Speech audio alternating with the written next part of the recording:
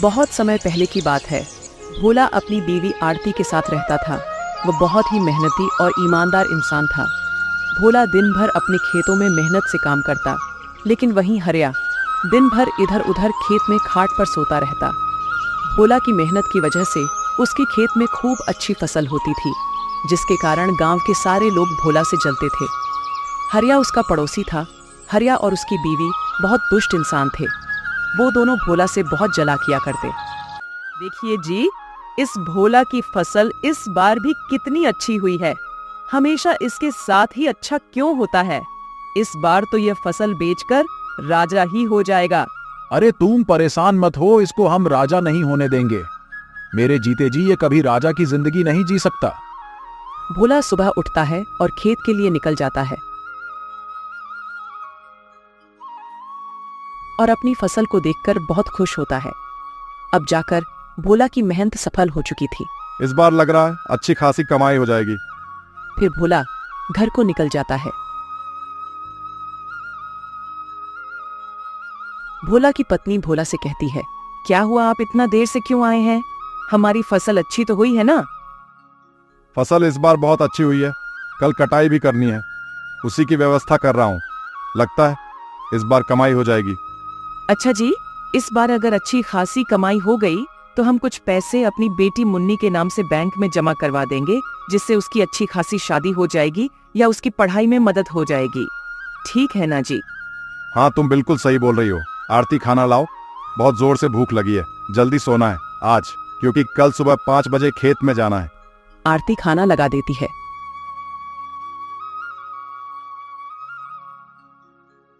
ये पापड़ कहाँ से लाई हो तुम? क्या हुआ, अच्छे नहीं लग रहे हैं क्या? अरे नहीं, ये पापड़ तो बहुत स्वादिष्ट है। ऐसा मन कर रहा है कि खाता ही रहूं। तुमने बनाए हैं क्या? हाँ जी, मैंने अपने हाथों से बनाए हैं। आपको अच्छे लग रहे हैं तो और ले आओ क्या? और भी है। फिर खाना खाकर दोनों आराम से सो जाते हैं। जैसे ही सुबह के 5 बजते हैं तो आरती की नींद खुल जाती है और आरती देखती है कि मौसम बहुत खराब हो गया है। ऊपर वाले, अब तो हमारी सारी फसल खराब हो जाएगी। सुनिए जी, जल्दी से उठ जाइए, मौसम बहुत खराब है। हमें जल्द से जल्द अपनी फसल के लिए कुछ व्यवस्था करनी पड़ेगी। दोनों उठकर जैसे ही खेत को निकलते हैं, तब तक खूब जोरदार बारिश होने लगती है। बारिश के साथ हवा भी चलने लगती है। यह सब देखकर भोला बहुत टेंशन में आ जाता है।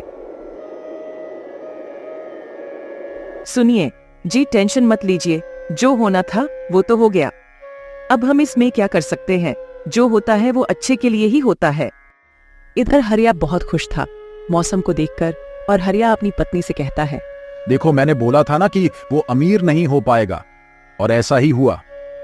अच्छा जी, लेकिन हम लोगों की भी तो फसल बर्बाद हो गई ना। आप इतने खुश क्यों हो रहे हो? आपको तो दुखी होना चाहिए। हमने तो अपने खेत में उतना पैसा नहीं लगाया है और ना ही उतना मेहनत किए हैं, तो इसलिए मुझे तो बहुत खुशी हो रही है कि भोला की सारी फसल बर्बाद हो गई। मेरा तो जब भी इतना फायदा नहीं होता। कम से कम भोला हमसे ज्यादा अमीर तो नहीं बन सकता। उधर भोला को उसकी पत्नी सब्र दिलाती है। लगातार 4-5 दिन तक बारिश होती है।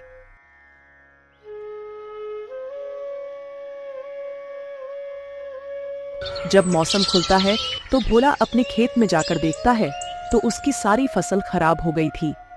भोला घर आकर सारी बात अपनी पत्नी को बताता है और टेंशन की वजह से बिस्तर पर लेट जाता है। आप टेंशन मत लीजिए, मेरे पास एक आइडिया है जिसकी वजह से इस साल हम अपना खर्चा चला सकते हैं और हमें खेती पर भी निर्भर नहीं रहना होगा। कौन सा आइडिया जो तुम्हारे पास है? मैं समझा नहीं, तुम क्या कहना चाह रही हो? मुझे तो खेती के अलावा कुछ काम भी नहीं आता। सुनिए जी, क्यों ना हम पापड़ बेचने का काम शुरू करें। मैं पापड़ बनाऊंगी और आप गली गली जाकर बेच आना। क्या पता ऊपर वाले की कृपा से हमारा काम अच्छा खासा चलने लगेगा। तुम सही बोल रही हो, लेकिन पता नहीं कोई पापड़ खरीदेगा या नहीं।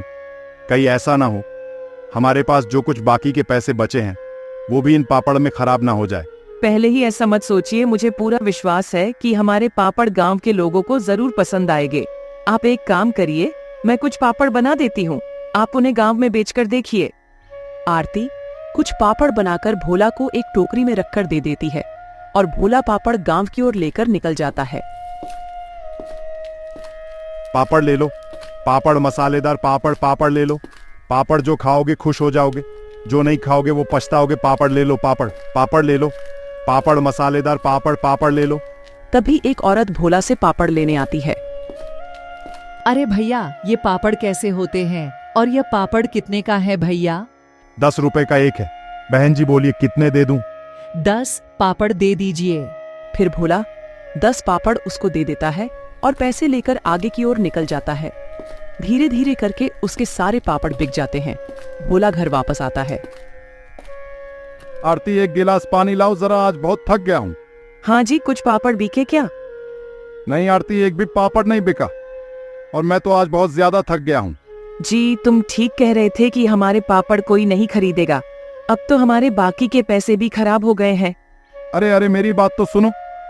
अरे आरती, कुछ पापड़ नहीं बल्कि सारे पापड़ हाथों हाथ बिक गए हैं। क्या सच में हमारे सारे पापड़ बिक गए क्या? वाकई में? हाँ बिल्कुल आरती, लोगों को हमारे पापड़ इतने पसंद आए हैं कि सारे पापड़ जल्द ही बिक गए। ये लो पैसे, इसमें से कुछ पैसे मुन्नी के स्कूल की फीस जमा करने के लिए रख दो और कुछ पैसे से हम अनाज खरीद लेंगे।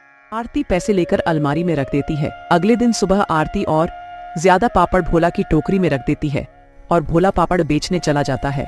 गांव का एक आदमी कहता है, ओ पापड़ वाले भैया, हमने सुना है तुम्हारा पापड़ बहुत स्वादिष्ट है। चलो 10 पापड़ मुझे दे दो, हम भी तो देखें कि तुम्हारे पापड़ में ऐसा क्या है। भोला उस आदमी को 10 पापड़ दे देता है और आगे की ओर निकल जाता है। धीरे धीरे उसके सारे पापड़ बिक जाते हैं। जैसे ही शाम होती है, भोला घर आता है। सुनो आरती, हमारे पापड़ के तो बहुत चर्चे हो रहे हैं। अब मेरे गांव में जाते ही सारे पापड़ बिक जाते हैं। आरती यह बात सुनकर मुस्कुराती है। भोला और आरती बात कर ही रहे होते हैं, तभी गांव का मुखिया आता है। ओए भाई, भोला कहाँ हो? जी मालिक, बोलिए क्या काम है? सुन भोला, 4 दिन बाद मेरी बेटी की शादी है, उसके लिए मुझे 100 पापड़ चाहिए। क्या तुम 100 पापड़ बनाकर दे सकते हो? हाँ मालिक, मिल जाएंगे 100 पापड़। यह सारी बातें हरिया और उसकी पत्नी सुन रहे थे। इसके साथ इतना अच्छा क्यों होता है? मैं ऐसा नहीं होने दूंगा, इसके साथ मैं अच्छा नहीं होने दूंगा। हरिया और उसकी बीवी उसे देखकर जलने लगते हैं और आरती पापड़ कहाँ रखती है यह सोचते हैं। आरती जैसे ही पापड़ बनाकर अपनी किचन में रखकर सोने जाती है, इधर हरिया और उसकी बीवी सारे पापड़ चुरा लेते हैं। जैसे ही सुबह होती है, आरती पापड़ देखने जाती है तो उसे एक भी पापड़ नहीं दिखता। यह सब देखकर वह सारी बात अपने पति को बताती है। मैं आज मुखिया जी के घर जा रहा हूँ और उनसे बोल दूंगा कि बस मुझे 2 दिन का मौका और दे दीजिए। भोला मुखिया के घर की ओर निकल जाता है। मुखिया जी, मेरे घर से किसी ने सारे पापड़ चुरा लिए हैं। आप मुझे बस 2 दिन का मौका दे दीजिए, मैं आपको पापड़ बनाकर दे दूंगा। ठीक है भोला, मैं तुमको 2 दिन का मौका दे रहा हूं, लेकिन तुम मुझे पापड़ जरूर बनाकर दे देना। हाँ ठीक है मुखिया जी, आप चिंता मत करिए, मैं तुम्हारे पापड़ जल्द बना दूंगा। फिर जब भोला उधर से जैसे ही घर आता है तो भोला देखता है कि हरिया का बेटा पापड़ खा रहा है और उसके हाथ में भी 2 पापड़ हैं।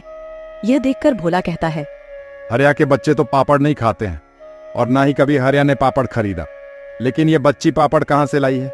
भोला उस बच्चे के पास जाता है। ये पापड़ तुम कहाँ से लाए हो? ये पापड़ तो मेरे पापा ने दिए हैं, मेरे घर में और भी ज्यादा पापड़ है। भोला ये सारी बात अपनी बीवी को बताता है। आपको मुखिया के घर जाना चाहिए और सारी बात बता देनी चाहिए, हमारी मुखिया जी ही मदद कर सकते हैं। फिर भोला मुखिया के घर जाता है और सारी बात मुखिया को बता देता है।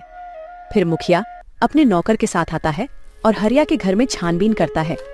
जैसे ही मुखिया का नौकर और मुखिया हरिया के घर में जाते हैं, उन्हें वो पापड़ मिल जाते हैं।